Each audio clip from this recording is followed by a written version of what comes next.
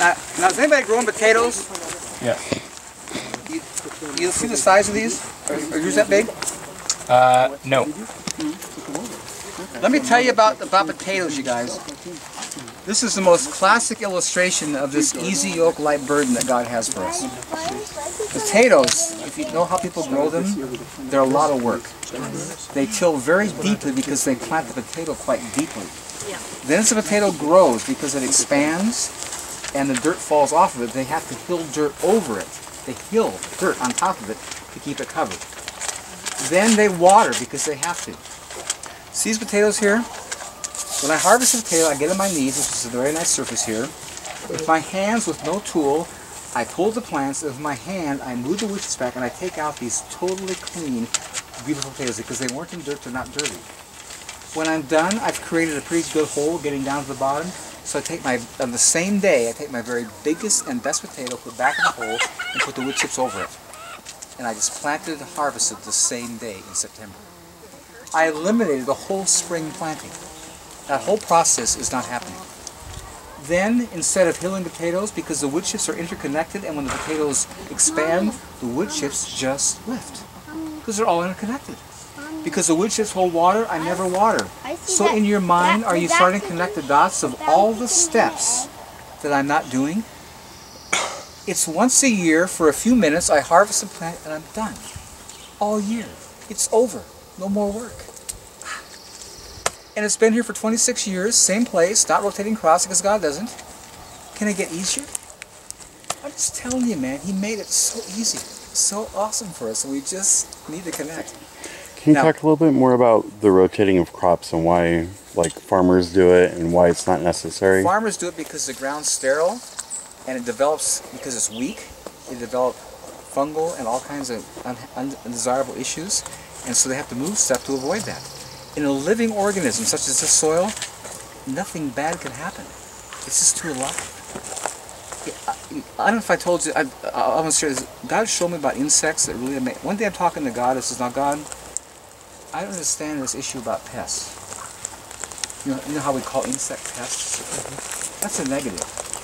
And I says, God, you're coming from a place of love, that's your motivation, that's your essence, and you do all things well. What's this issue about pests? It doesn't line up with your character. He told me, they're not pests, they're my police force. I created insects to take out diseased, unhealthy, dehydrated plants, so only healthy plants produce seed and maintain healthy plants. Because if unhealthy plants produce seed, the plant will eventually become extinct. And I thought, wow, that's an interesting concept. And then whenever he shows me stuff, he does it in twos or threes, because the word says the mouth of truth, he witnesses truth is validated. So I have celery growing over here in my garden. Celery is a very difficult plant to grow because it takes a long time, and the seeds are like miniature, they're like dust. And so they came in too thick, because you drop one and three fall. So I'm out there thinning the celery, and they're beautiful plants, and my spirit says, don't throw those away. Go plant them in the herb garden over there so you can give away to people. So I'm pulling thinning these plants out, they're bare rooted, I stick them in my herb garden, and they immediately wilt because they're bare rooted. The next day I come to feed my chickens, and my whole herb garden, the celery lettuce, is covered with slugs. We see no slugs here. That day, they're covered with slugs eating celery. So, okay, God talked to me. He says, just watch. I love his answers. He's so down-to-earth real. He wants you to get it. Just watch, he says. I says, watch, only thing left. Just watch. Come back the next day, and it's still there. I says, you can tell me what? Just watch. Come back the third day, all they are is stumps, but there wasn't a slug in the place. And what he told me was this. He says, when you moved those plants, they were stressed, and they put out a signal, a message, I'm stressed, I'm dying, take me out. And the slugs heard it and came to take them out. As soon as that message stopped the third day, the slugs were gone. Plants grew up, they were great. And then he said this to me, did you notice the celery in your garden was never touched by slugs? Because that celery was never stressed. It didn't put out the message. And I got it. I got it. And you see, when I came here and my soil was bad, I had all kinds of earwigs, all kinds of bugs eating up my apples. I had nothing here. Because my plants are well.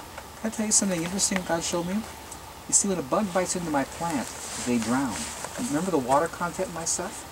Yeah. See, bugs want to eat cellulose and fiber. They don't want water. So they only go after dehydrated plants so they get cellulose and fiber. They bite into mine, they drown. They're out of there. I don't want water, I want food. They can't get it here. It's too full of water. And so the health of my plants push away the bug. I love it. And just like, you know, your body, when you're in good health, you're eating well, you're hydrated, you're getting proper rest, you can be around people sneezing with the food, it won't bother you. But if you're drained, you're stressed, you're not hydrated, you're going to get sick. Because your immune system is not working well. It's all about this perfect balance in nature. Everything God created is a perfect balance, and everything but us is designed to support and maintain the health of the environment. Everything except us. I'm telling you, man, it's amazing. And when you start paying attention and listening, he shows you.